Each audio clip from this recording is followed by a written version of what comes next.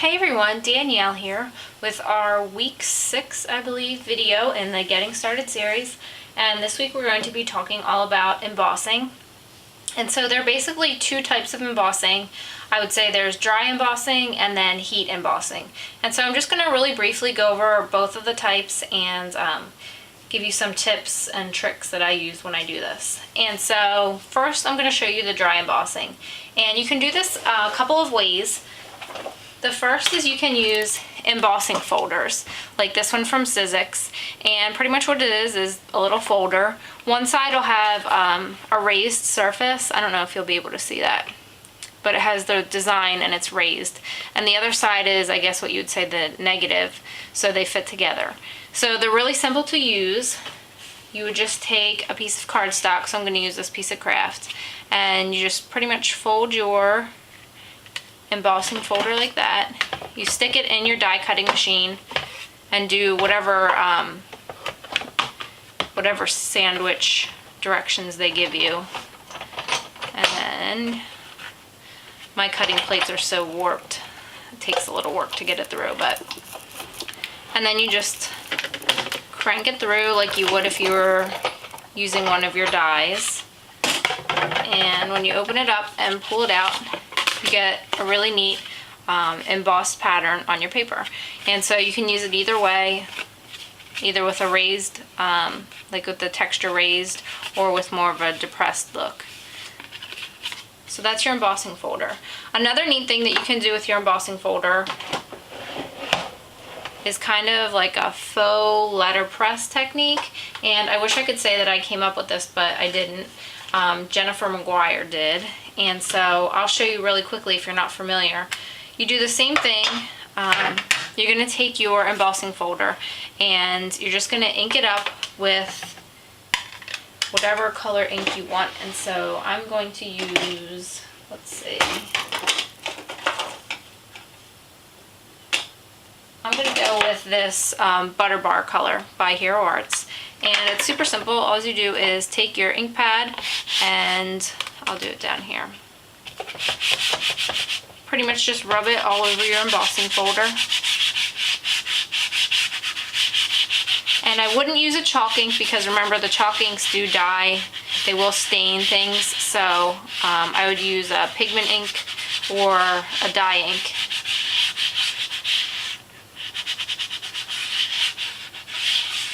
So you just ink it all up, and then I'm going to take white, and you take your piece of cardstock and you're going to put it in, and you want to be a little more careful this time because you don't want it to kind of smear. And I inked up the side that was flat, the kind of negative image, not the side with the raised, although you could do either one and you could get, you know, obviously two different looks. So you put your folder down and you make your little sandwich with your plates.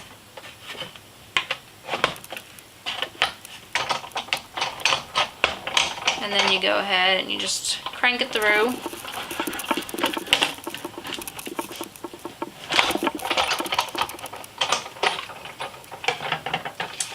And then you're going to pull it out, and the one side will be regular. And then on the other side, you get this really neat kind of, it almost makes it look like a pattern paper. And instead of just being a regular flat pattern paper, it actually is going to have some texture to it because you did use the embossing folder. So, and like I said before when we talked about inks, you can see it really well here. It looks kind of blotchy and uneven, but as this dries, it will all even out and look just beautiful. So that's neat because if you were to run it through by itself, it would just look like this. But when you add a little bit of ink to your embossing folder, you can get a whole different look.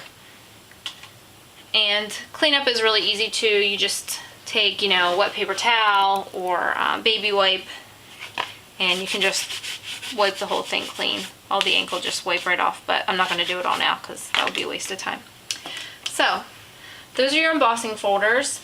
You can also use what are called impression plates, and I actually don't have any impression plates. I used to have one, but I sold it because I never used it, and it was by Paper Tray Ink, and they have a whole bunch, and I'll link to them.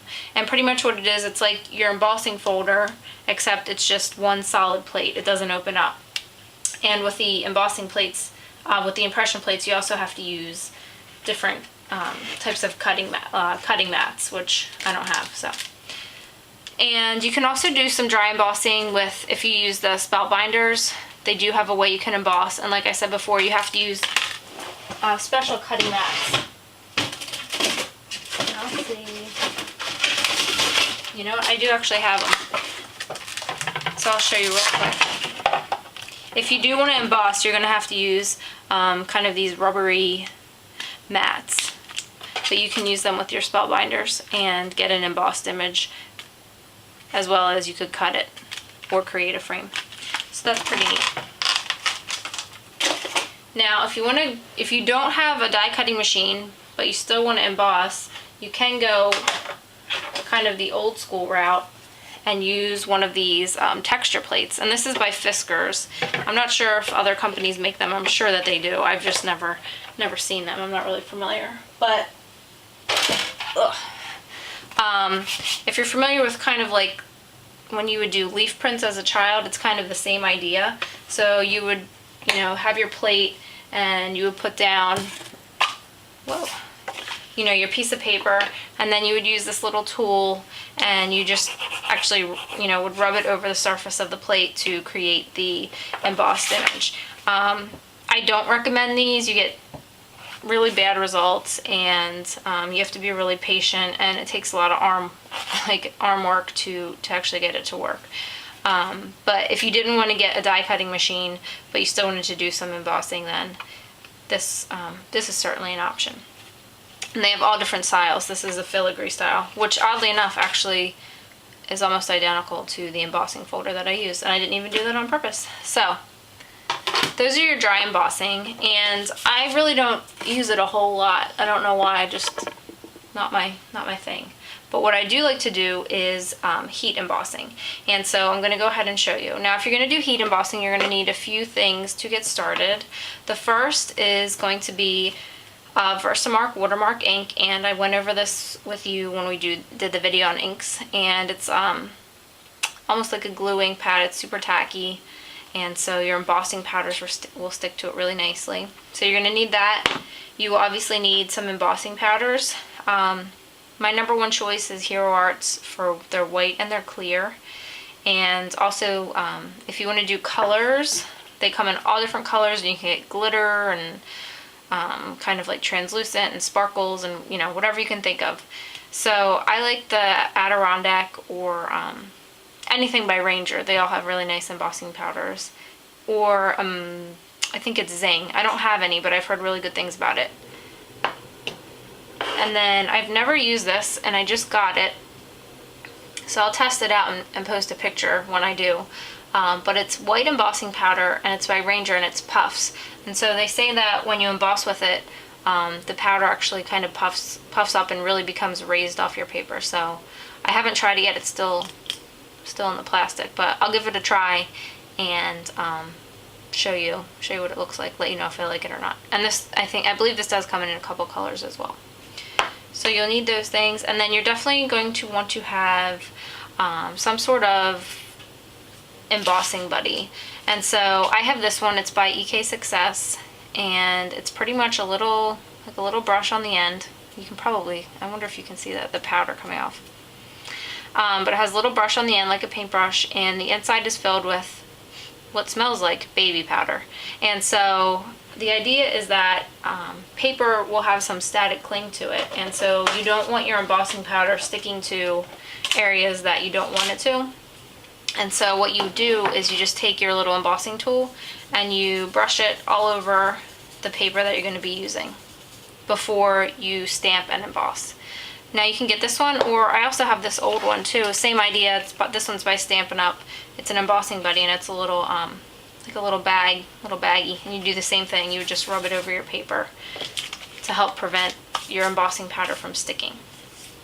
And the last thing you're going to need is a heat gun, and I have this one by Stampin' Up, but when this one dies, I'm going to get the one by Hero Arts, and I'll link to that one below, because I've heard that's really good. It's like the Cadillac of heat guns. But I've had this one for, probably like 4 years, so they really do last. I would definitely recommend getting a good one too, and pretty much it's like a super high heat blow dryer for embossing. And so really easy, just has a little switch, you plug it in, turn it on. It gets really hot though, so you know, you definitely don't want to touch the tip after you're done with it. And definitely don't put your hands under it because it gets really, really hot. So that is that. And then you'll obviously need to have your stamp. So I'm going to go ahead and show you really quickly if you're not familiar with embossing. And I love using white embossing powder, especially if I'm stamping onto colored paper or pattern paper. And so I'm going to use this flower stamp by Hero Arts, which I just got. I've wanted it forever, and I finally got my hands on it. So you just go ahead, and you're not going to see any color because this is just a clear, translucent, sticky ink. And then I'm going to go ahead and stamp it onto my paper. You want to make sure you press down, you know, really well so that you get good coverage. And then I'm going to use my embossing powder. And here's tip number 1, which I also learned from Jennifer McGuire because she's a genius. It's really easy to store your embossing powders in Tupperware containers. So I use this size, and I have ones that are smaller for colors I don't use as often. But it's really makes it really easy because embossing powder can get messy. It gets pretty much everywhere. So you keep it in a little Tupperware container, and you keep it with a little spoon, and then super simple, you can just pour it on and then tap it off, and you don't have to worry about, you know, using a little funnel or rolling up paper, and, or like I used to do, I used to just get it everywhere.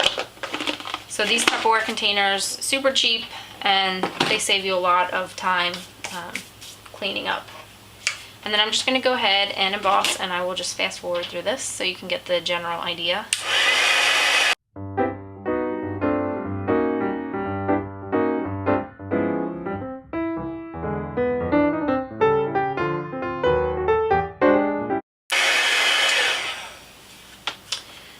Now, sometimes when you do embossing, especially on a heavier weight cardstock, not so much on the pattern paper because it's a little bit thinner, but a lot of times when you do emboss, you'll notice that your paper, as it gets hot, is going to kind of start to warp and bend. And to fix that, you can simply just flip it over and heat the other side, and it should straighten it out.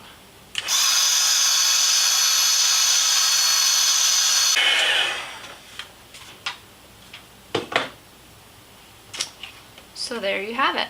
And then this is really nice. I love using white, like I said. I think it looks really pretty on pattern paper. And you can cut it out and use it as is, or sometimes I will use my Copics or colored pencils to color in the image. Options are really endless. And I'm going to actually use this flower on the card for this week.